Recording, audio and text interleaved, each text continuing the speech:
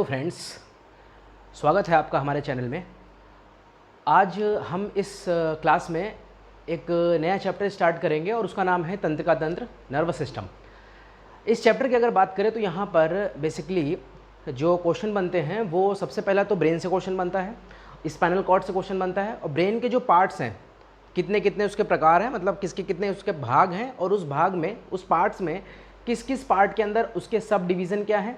जैसे आपसे पूछ लेगा कि ब्रेन में ऐसा कौन सा भाग है जिसका काम है टेम्परेचर को रेगुलेट करना, कंट्रोल करना, भूख और प्यास को बताना, ठीक है। या स्पाइनल कॉर्ड जो मेरुरज्जु है वो ब्रेन के किस पार्ट से कनेक्ट होती है, या हमारे हार्ट बीट को कौन कंट्रोल करता है, ठीक है। तो इस तरीके से कुछ क्वेश्चन बनते हैं यहाँ पर। फिर इसमें और एक क्वेश्चन बनता है कि जो हमारे अंदर एक रिफ्लेक्स एक्शन होता है, रिफ्लेक्स एक्शन मतलब प्रतिवर्ती क्रिया, तो ये किस तरीके से रेगुलेट होती है, मतलब कंट्रोल होती है, इसको कौन कंट्रोल करता है, ठीक है। तो ये सारी चीज़ें हम पढ़ेंगे इस चैप्टर के अंदर और ये बहुत इंपॉर्टेंट चैप्टर है। तो चलिए शुरू करते हैं। यहाँ पर एक रफ डायग्राम बना हुआ है ब्रेन का, ये एक ब्रेन का रफ डायग्राम है। यहाँ पर मैंने hypothalamus, pituitary gland, medulla, spinal cord, cerebrum, midbrain, cerebrum और फोर ब्रेन, ये एक रफ डायग्राम करके आपको बताया है। कई जगह बुक्स में आपको ऐसा डायग्राम दिखता है। और ये जो एक सेल बनाई है ये है नर्व सेल, जिसको हम बोलते हैं तंत्रिका कोशिका, तंत्रिका कोशिका, ठीक है। तो ये है तंत्रिका कोशिका, नर्व सेल, ये इसका डायग्राम है, और ये मस्तिष्क या ब्रेन का डायग्राम है। क्लियर है। तो अगर नर्वस सिस्टम या तंत्रिका तंत्र की बात करी जाए तो तंत्रिका तंत्र को बेसिकली कितने पार्ट में डिवाइड किया गया है, पहला क्वेश्चन यहाँ पर ये बन सकता है। तो आप बोलोगे 3 भागों में बांटा गया है, 3 भाग में, 3 पार्ट में इसको डिवाइड किया गया है। और वो कौन कौन से हैं? वो हैं आपके, सबसे पहला है सेंट्रल नर्वस सिस्टम, इसको हम बोलते हैं CNS, सेंट्रल नर्वस सिस्टम, ठीक। और इसका हिंदी में होगा केंद्रीय तंत्रिका तंत्र, सेंट्रल से होगा केंद्रीय, केंद्रीय तंत्रिका तंत्र, सेंट्रल नर्वस सिस्टम। दूसरा है PNS, इसको बोलते हैं पेरिफेरल नर्वस सिस्टम, PNS, और हिंदी में बोलेंगे इसको परिघीय तंत्रिका तंत्र। और तीसरा है इसका ANS, ANS का मतलब है ऑटोनोमस नर्वस सिस्टम। ऑटोनोमस का मतलब होता है स्वायत्त, स्वायत्त मतलब जो किसी पे निर्भर नहीं है, स्वायत्त तंत्रिका तंत्र। तो यहाँ पर बेसिकली 3 पार्ट हैं, CNS, PNS और ANS, central nervous system, peripheral nervous system और ऑटोनोमस नर्वस सिस्टम। एक एक करके आप स्टेप बाय स्टेप चीज़ों को समझते चलिएगा, बहुत आसान है। तो बेसिकली सबसे पहला क्वेश्चन यहाँ पर क्या बनता है कि जो नर्वस सिस्टम है, जो तंत्रिका तंत्र है, उसको कितने पार्ट में डिवाइड किया गया है? तो 3 पार्ट में डिवाइड किया गया है, ठीक है। सेंट्रल नर्वस सिस्टम की अगर बात करें तो यहाँ पर नाम से क्लियर है, सेंट्रल, सेंट्रल मतलब हमारा केंद्र में, हमारे मेन पार्ट कौन सा है? तो केंद्र की, अगर सेंट्रल की बात करें, केंद्रीय तंत्रिका तंत्र की बात करें, तो हमारे सेंट्रल में आता है ब्रेन, और पीछे की तरफ आती है स्पाइनल कॉर्ड। मतलब कि अगर आप मानो तो ये है ब्रेन और ये है स्पाइनल कॉर्ड, इस तरीके से सेट है, पीछे से स्पाइनल कॉर्ड आ रही है और ये ब्रेन में कनेक्ट है, और ये हमारे बीचों बीच में है, इसलिए हम इसको बोलते हैं सेंट्रल नर्वस सिस्टम। जो हमारी स्पाइनल कॉर्ड है, जो मेरुरज्जु है, वो बॉडी के बीचों बीच से आ रही है, पीछे की तरफ से, इसलिए ये आता है किसमें? सेंट्रल नर्वस सिस्टम में, केंद्रीय तंत्रिका तंत्र में। तो हमारे CNS मतलब सेंट्रल नर्वस सिस्टम में 2 पार्ट में इसको डिवाइड किया गया है। इसके अंदर 2 चीज़ें आती हैं, एक तो हो गया ब्रेन, जिसको हम बोलते हैं मस्तिष्क, और दूसरा हो गया spinal cord, spinal cord, brain और स्पाइनल कॉर्ड, ठीक है। ये 2 चीज़ें हो गई, वो किस में आती हैं? सेंट्रल नर्वस सिस्टम में। अगर हम पेरिफेरल नर्वस सिस्टम की बात करें, पेरीफेरी का मतलब क्या होता है? सिंपल सी बात है, हम यूज़ करते हैं, हिंदी में इसको बोला जाता है परिघीय, परिघी मतलब परिधि। जैसे मान लिया ये सेंट्रल है, ये केंद्र है, तो इसकी परिधि में कितनी सारी चीज़ें आती हैं, परिधि मतलब इसकी पेरीफेरी में। तो यहाँ पर अगर हम बात करें PNS में, तो PNS में क्या आता है? PNS में मैं इधर लिख देता हूँ, पेरीफेरल नर्वस सिस्टम में 2 टाइप की नर्व्स आती हैं। एक तो आती है क्रेनियल नर्व्स, ये होती हैं 12 पेयर्स, एक आती है क्रेनियल नर्व्स और दूसरी आती है हमारी स्पाइनल नर्व्स।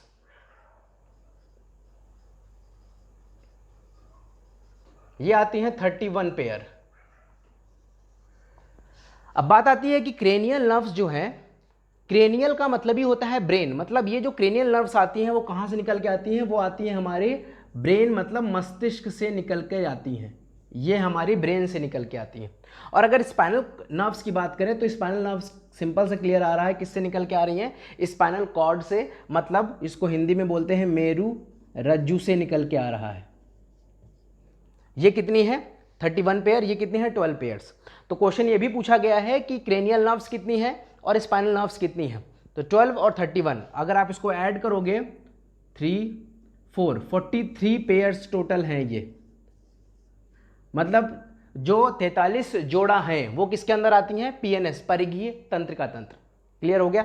है एएनएस, एएनएस मतलब ऑटोनोमस नर्वस सिस्टम। ऑटोनोमस का मतलब ये है स्वायत्त, जो किसी पे डिपेंड नहीं है, फ्री है।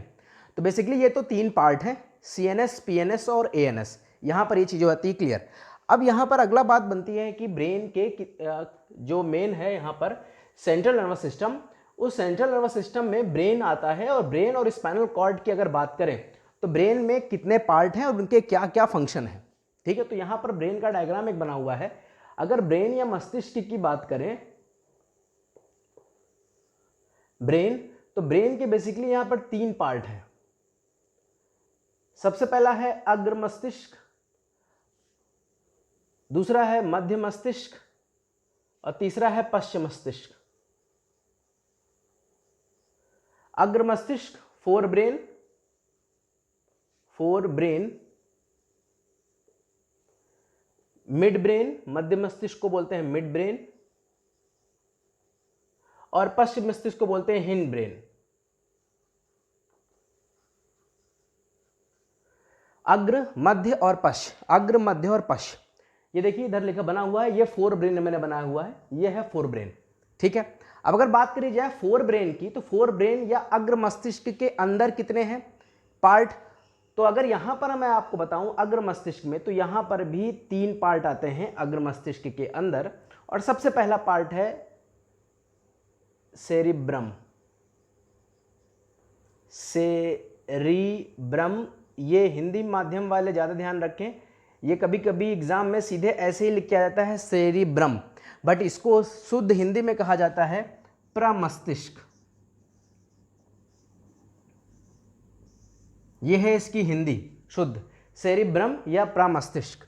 दूसरा पार्ट है इसका हाइपोथैलेमस। हाइपोथैलेमस, ये हाइपोथैलेमस ही है, हाइपोथैलेमस ही है। और तीसरा जो इसका लास्ट पार्ट है वो है इसका ऑल्फैक्टरी लोब। ऑल्फैक्टरी लोब, इसको हिंदी में कहते हैं घ्राण पिंड।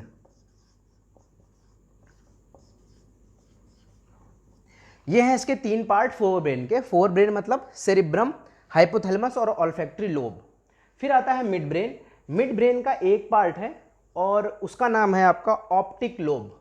मैं इस जगह पे लिख देता हूं ऑप्टिक लोब। इसको हिंदी में कहा जाता है दृश्य पिंड। दृश्य पिंड।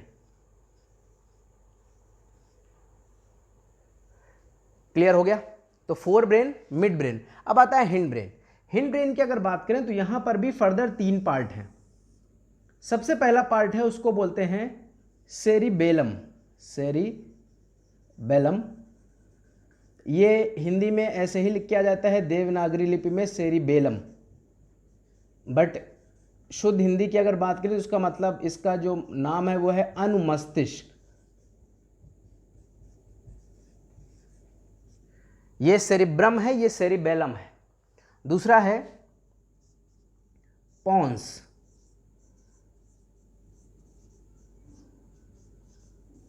और तीसरा पार्ट है मेड्यूला ऑब्लिंगेटा। तो यहां पर भी 3 पार्ट है, मतलब 4 ब्रेन के 3 पार्ट, मिड ब्रेन का 1 पार्ट और लास्ट में जो हिंड ब्रेन है, मतलब जो आपका पश्चिम मस्तिष्क है, उसके भी हैं 3 पार्ट, सेरिबेलम, पोन्स और मेडुला ऑब्लिंगेटा। क्लियर। अब यहां पर जो क्वेश्चन बनेगा वो इन पार्ट के फंक्शन पे क्वेश्चन बनेगा कि इनके क्या क्या फंक्शन हैं, क्या क्या कार्य हैं, कौन क्या करता है, कौन टेम्परेचर बताता है, कौन भूख प्यास बताता है, कौन पेन बताता है, कौन स्मेल बताता है कि आपको सुगंध आ रही है, दुर्गंध आ रही है, फ्रेग्रेंस आ रही है, ये सब कौन बताता है। तो यहाँ पर आप वीडियो को पॉज करके आप इस चीज़ों को एक बार नोट कर लीजिएगा, क्योंकि इसके आगे मैं बताने वाला हूँ इनके फंक्शन, ये क्या करते हैं। तो एक एक करके स्टार्ट करते हैं। अच्छा, यहाँ पर देखिए एक डायग्राम बना हुआ है तंत्रिका का। अब देखिए यहाँ पर थोड़ा सा तंत्रिका के बारे में आप सुन लीजिए। क्वेश्चन पूछा जाता है कि पूरी बॉडी की सबसे लंबी सेल कौन सी है, लॉन्गेस्ट सेल। मैं लार्जेस्ट सेल की बात नहीं कर रहा हूँ, मैं एक क्लास में सिर्फ यही बताऊंगा जो मिसलिनियस टाइप के क्वेश्चन है कि लंबी सेल, छोटी सेल और hardest bone, hardest part of the body, इस तरीके के क्वेश्चन मैं उसमें करवाऊंगा। बट यहाँ पर अभी मैं जो आपको बता रहा हूँ, यहाँ पर क्वेश्चन ये बनता है कि बॉडी की सबसे लंबी सेल या कोशिका कौन सी है, तो वो है नर्व सेल, तंत्रिका कोशिका, जिसकी लंबाई लगभग 1 मीटर के आसपास होती है। और इसकी एक खास बात क्या है, यहाँ पर ये जो नर्व सेल है, इस सेल में, इस कोशिका में विभाजन नहीं होता, डिवीजन नहीं होता, ये एक्सेप्शन है, आप समझ लीजिए। सभी कोशिकाओं में विभाजन होता है। कोशिका बनती है, वो सेल साइकिल में एंटर करती है, कोशिका चक्र में एंटर करती है, और उसके बाद उसका एक जीवन काल होता है, उसके बाद वो समाप्त हो जाती है, उसकी डेथ हो जाती है, उसके बाद नई सेल आती है उसकी जगह पर। बट ये एक ऐसी सेल है जिसमें डिवीजन नहीं होता है। इंपॉर्टेंट क्वेश्चन है यहाँ पर कि कौन सी ऐसी सेल है जिसमें डिवीजन नहीं होता। बट डिवीजन कब तक होता है, ये भी बन सकता है कि जो तंत्रिका सेल कोशिका है, जो नर्व सेल है, उसमें डिवीजन कब तक होता है, तो आप बोलोगे 0 से 5 साल तक, 0 to 5 ईयर, मतलब जब बच्चे की बर्थ हुई है उसके बाद 5 साल तक उसकी नर्व सेल में डिवीजन होता है, विभाजन होता है। इसीलिए वो चीज़ों को जल्दी ग्रैस्प करता है, चीज़ों को बहुत तेज़ी से सीखता है, ठीक है। और बाकी अगर हम बात करें हम लोगों की एज में, नर्व सेल में विभाजन नहीं होता है। फिर एक आपने डिजीज़ देखा होगा, बीमारी है, पैरालिसिस अटैक आ जाता है, लकवा मार जाता है, वो भी इसी से रिलेटेड है, ठीक। अब इसमें मैंने कुछ नाम लिखे हैं, ये न्यूक्लियस है, ये सेल बॉडी है, ये माइलिन शीथ है, ये श्वान सेल है, ये एक्सॉन टर्मिनल है। अब यहाँ पर इन दोनों से क्वेश्चन बने हैं, माइलिन शीथ और श्वान सेल। पहला क्वेश्चन तो ये बना था कि ये जो श्वान सेल है ये कहाँ पाई जाती है, तो आप बोलोगे तंत्रिका कोशिका या नर्व सेल में पाई जाती है। इसका फंक्शन क्या है श्वान सेल का, तो आप बोलोगे जो श्वान सेल है, श्वान सेल, इसका फंक्शन है माइलिन शीथ का फॉर्मेशन करना। माइलिन शीथ एक आउटर कवरिंग है और इसके अंदर होती है श्वान सेल, तो ये सेल ही इसका फॉर्मेशन करती है माइलिन शीथ का। तो आप पूछ सकते हो कि भाई माइलिन शीथ का फंक्शन क्या है, ये क्या करता है, तो माइलिन शीथ का फंक्शन है कि जो मैसेज जाता है, जो मैसेज जो ट्रांसफर होता है एक नर्व सेल से दूसरी नर्व सेल को, उसकी स्पीड को ये बढ़ाता है कि कितनी तेजी से ये जाएगा, ठीक है। ओके, इसके बाद अगर मैं एक्सॉन टर्मिनल की बात करूं, ये जो एक्सॉन टर्मिनल लिखा हुआ है नीचे, इन एक्सॉन टर्मिनल, जो ये जो तंत्रिका कोशिका है, नर्व सेल है, उसके नीचे का पार्ट है एक्सॉन टर्मिनल। देखिए एक्सॉन टर्मिनल की अगर बात करें तो यहाँ से दूसरी नर्व सेल इससे कनेक्ट होती है। मतलब एक तंत्रिका कोशिका अपने नीचे, जैसे ये तंत्रिका कोशिका है, ये इसका हेड पार्ट है, मतलब ये इसकी सेल बॉडी है, और इसके नीचे ये वाला जो एक्सॉन पार्ट है, यहाँ से इस वाले पार्ट से, एक्सॉन टर्मिनल से, यहीं से दूसरी नर्व सेल जुड़ी होगी, फिर यहाँ से तीसरी नर्व सेल जुड़ी होंगी। इस तरीके से नर्व सेल एक पूरे लंबे कॉन्टिन्यूस चेन बना देती हैं। तो यहाँ पर किस तरीके से होता है मैं आपको इधर बताता हूँ। ये एक नर्व सेल है, मान लिया ये एक नर्व सेल है, और ये नर्व सेल के एक्सॉन टर्मिनल्स हैं, और इसी एक्सॉन टर्मिनल से दूसरी नर्व सेल कनेक्ट होती है, ये इस तरीके से, और ये इसके एक्सॉन टर्मिनल है। तो ये जो एक नर्व सेल और ये दूसरी नर्व सेल है, इनके बीच में ये जो कनेक्शन होता है, यहां पर कुछ मॉलिक्यूल्स पाए जाते हैं। इन मॉलिक्यूल्स को बोलते हैं न्यूरोट्रांसमीटर। न्यूरोट्रांसमीटर, ये क्वेश्चन पूछा गया है कि न्यूरोट्रांसमीटर कहां पाए जाते हैं। न्यूरोट्रांसमीटर, दो तंत्रिका कोशिका या न्यूरोट्रांसमीटर की अगर बात करें तो बिटवीन टू नर्व सेल, दो तंत्रिका कोशिकाओं के बीच में न्यूरोट्रांसमीटर होते हैं। और ये न्यूरोट्रांसमीटर का फंक्शन क्या है कि इनके बीच में, नर्व सेल के बीच में जो मैसेज है उसको एक नर्व से दूसरे नर्व सेल तक पहुंचाना। और इस जगह को क्या बोलते हैं, मतलब इस जंक्शन को क्या बोला जाता है, जब एक नर्व सेल दूसरी नर्व सेल से कनेक्ट होती है, ओवरलैप करती है, तो इस जंक्शन को क्या बोला जाता है, इसको सिनेप्सिस कहा जाता है। इस जंक्शन को बोला जाता है सिनेप्सिस। तो याद रखिएगा, सिनेप्सिस वो जंक्शन है और वहाँ पर जो न्यूरोट्रांसमीटर होते हैं वो मॉलिक्यूल्स होते हैं जो मैसेज को ट्रांसफ़र करते हैं। तो सिनेप्सिस जंक्शन के अंदर न्यूरोट्रांसमीटर मॉलिक्यूल्स प्रेजेंट होते हैं। हालांकि जब यहाँ पर जो हार्मोनल इम्बैलेंस होता है तो ये न्यूरोट्रांसमीटर के नंबर्स इंक्रीज और डिक्रीज होते हैं। वो हम जब एंडोक्राइन सिस्टम पढ़ेंगे, मतलब हार्मोन्स के बारे में पढ़ेंगे, तब एक बार डिस्कस करेंगे। तो ये तो सिंपल सी बात हो गई। अब हम यहाँ बात करते हैं ब्रेन के बारे में कि ब्रेन के कितने कितने पार्ट हैं, क्या क्या उसके फंक्शन है। हमने पार्ट बता दिया था, अब हम बात करते हैं फंक्शन के बारे में। तो सबसे पहला था फोर ब्रेन, अग्र मस्तिष्क। अग्र मस्तिष्क की अगर बात करें तो अग्र मस्तिष्क मैंने सबसे पहला भाग बताया था आपको, और वो था सेरिब्रम।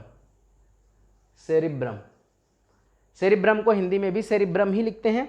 और अगर बात करी जाए सेरिब्रम को इंग्लिश में तो ऐसे सेरिब्रम लिखा जाता है, और अगर ऐसे देवनागरी में बोला जाए तो ऐसे लिखा मिलता है हिंदी में, बट इसको बोला जाता है प्रमस्तिष्क।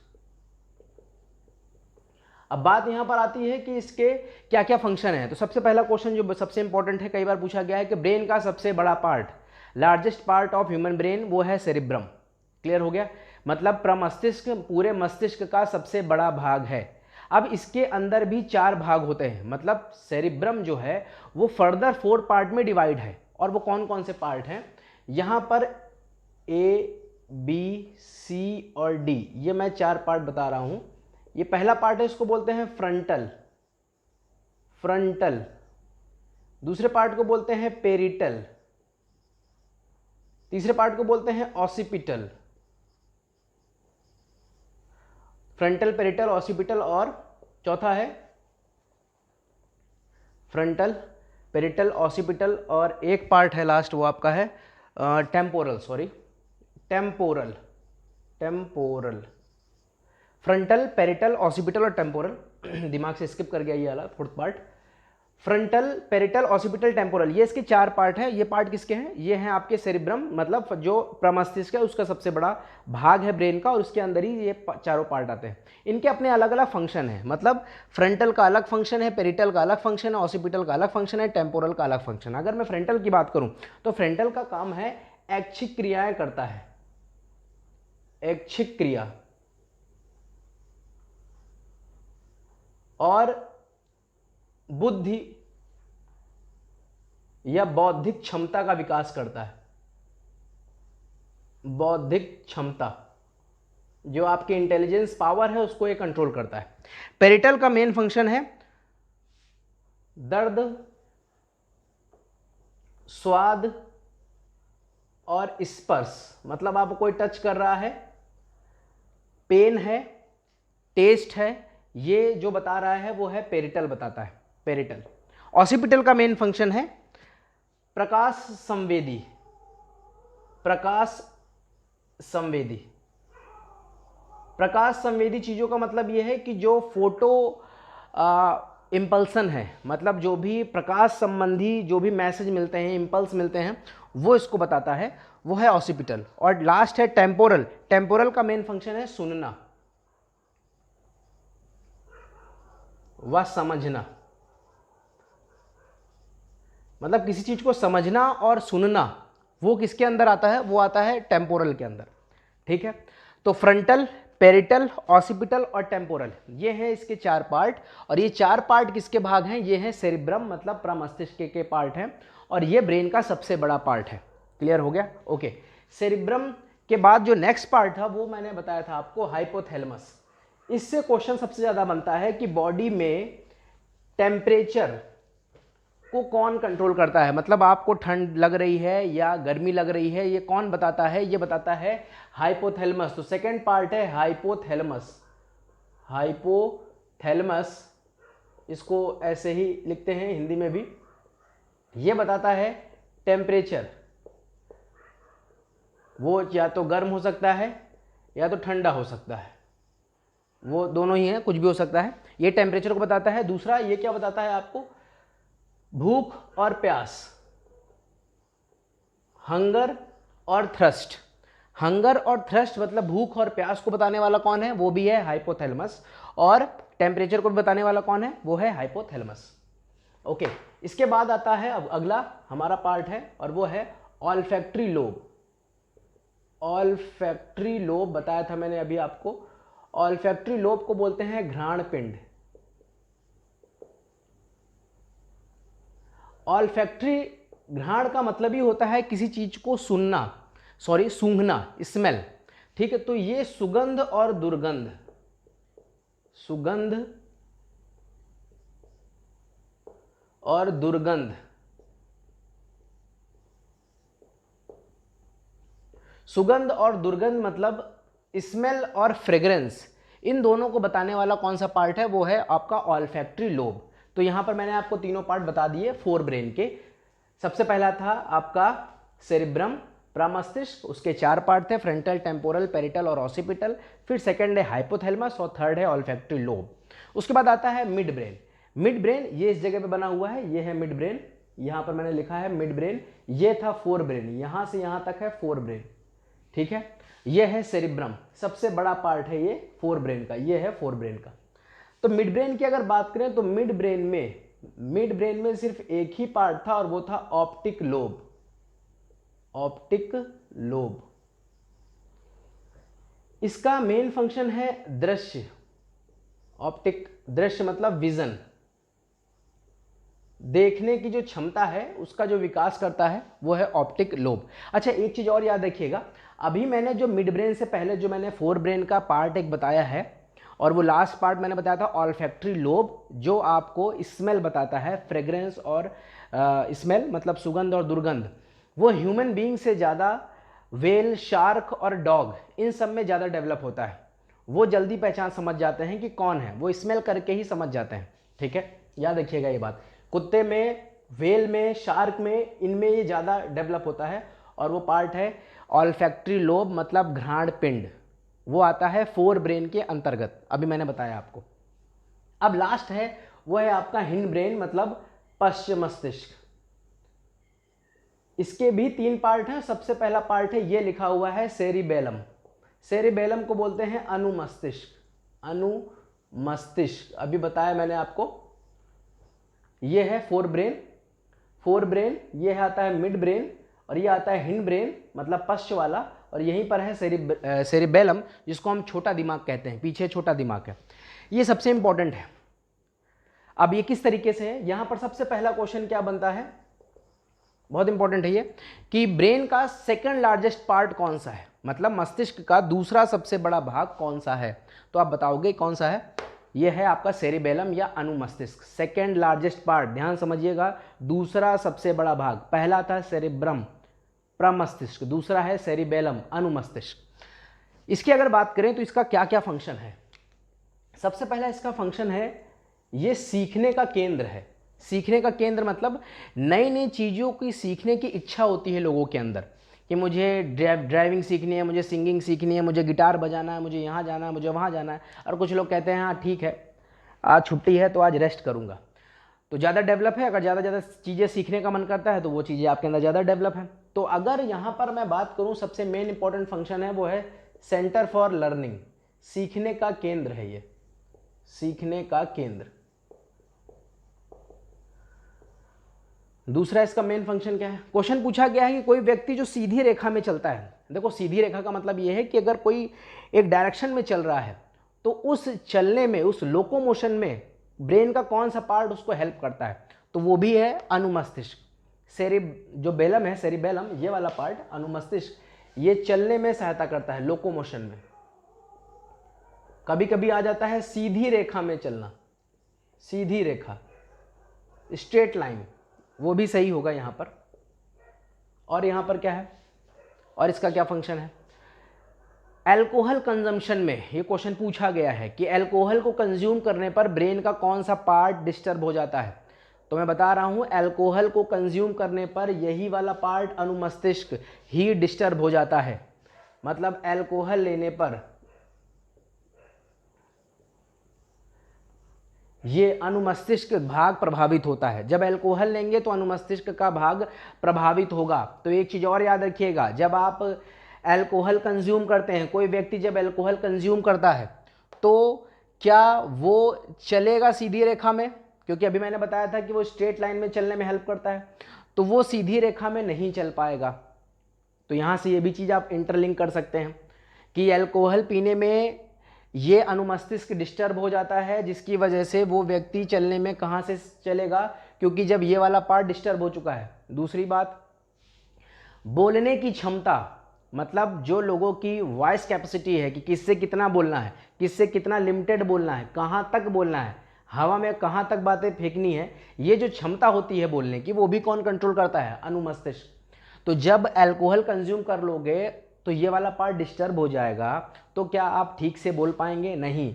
तो यहाँ पर बोलने की क्षमता की अगर मैं बात करूँ, वो भी यही कंट्रोल करता है, बोलने की क्षमता, बोलने की क्षमता। और एक लास्ट पॉइंट है, वो क्या है? मांसपेशियों की गतिविधि, मांसपेशी गतिविधि, मस्कुलर एक्टिविटी को भी कौन कंट्रोल करता है? अनुमस्तिष्क। अब यहाँ से भी आप कोरिलेट कर ले जाएंगे कि अल्कोहल कंज्यूम करने पर मैंने बताया कि अनुमस्तिष्क डिस्टर्ब हो जाएगा, सेरिबेलम डिस्टर्ब हो जाएगा। जब सेरिबेलम डिस्टर्ब हो जाएगा अल्कोहल कंज्यूम करने पर, तो क्या आप मस्कुलर एक्टिविटी कर पाओगे? नहीं कर पाओगे। इसीलिए अगर कोई अल्कोहल कंज्यूम किया हुआ है, ना तो वो सीधी रेखा में चल पाएगा, मतलब एक पैर इधर पड़ेगा तो एक पैर इधर पड़ेगा। दूसरा, उससे कह दिया जाए कि ये वाला जो चेयर रखी हुई है इसको उठाकर वहाँ तक रख दो, तो वो ले जाएगा, बट उसको ले जाने में टाइम लगेगा। तीसरा, उसके बोलने की क्षमता पता नहीं क्या होगी, ये आप भी जानते हैं, बैठे बैठे वो मोदी या अमित शाह भी बन सकता है, ठीक है। तो ऐसे लोगों से बच के रहिए।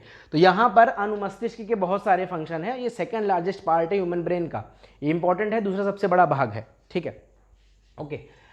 इसके बाद अगर बात करें यहाँ पर, दूसरा पार्ट है इसका पॉन्स। पॉन्स सेरेबेलाई उसका वैसे नाम है, पॉन्स अभी मैंने आपको बताया।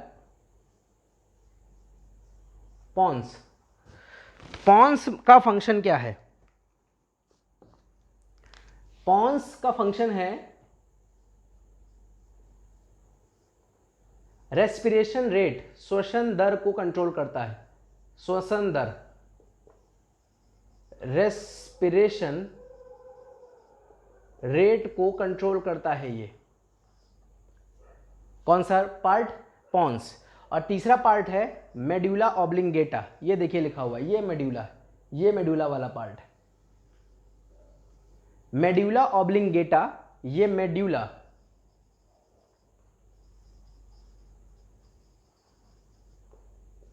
ये जो है ये कंट्रोल करता है हार्ट बीट, मतलब आपके हृदय की गति, हृदय की गति, हार्ट बीट। बट इससे ज़्यादा जो यहाँ पर क्वेश्चन पूछता है वो क्या इंपॉर्टेंट है मेड्यूला ऑब्लिंगेटा से? वो क्वेश्चन ये पूछता है कि जो स्पाइनल कॉर्ड है, ये जो स्पाइनल कॉर्ड मैंने लिखा हुआ है, ये स्पाइनल कॉर्ड, ये जा रही है, ये जो स्पाइनल कॉर्ड है, ये जो मेरुरज्जु है, ये ब्रेन के किस पार्ट से कनेक्ट होती है? तो आप बताएंगे मेड्यूला ऑब्लिंगेटा से ये कनेक्ट होती है। क्या क्लियर हो गया? आई होप आपको ये चीज़ें समझ में आ गई होंगी कि ब्रेन के कितने पार्ट हैं, उनके क्या क्या फंक्शन हैं।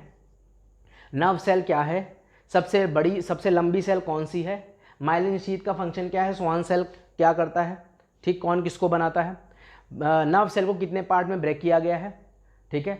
तो आज की क्लास में हम इतना ही पढ़ेंगे। नेक्स्ट क्लास में हम पढ़ेंगे रिफ्लेक्स एक्शन के बारे में कि आखिर प्रतिवर्ती क्रिया क्या होती है। बस मैं सिंपल सा आपको बताना चाहता हूँ, प्रतिवर्ती क्रिया होता है कि कोई भी सडन एक्शन, ठीक, जब भी आपके सामने होता है तो हमारी बॉडी जो रिएक्शन करती है वो होता है रिफ्लेक्स एक्शन। इसके बारे में डिटेल स्टडी करेंगे नेक्स्ट क्लास में, ओके।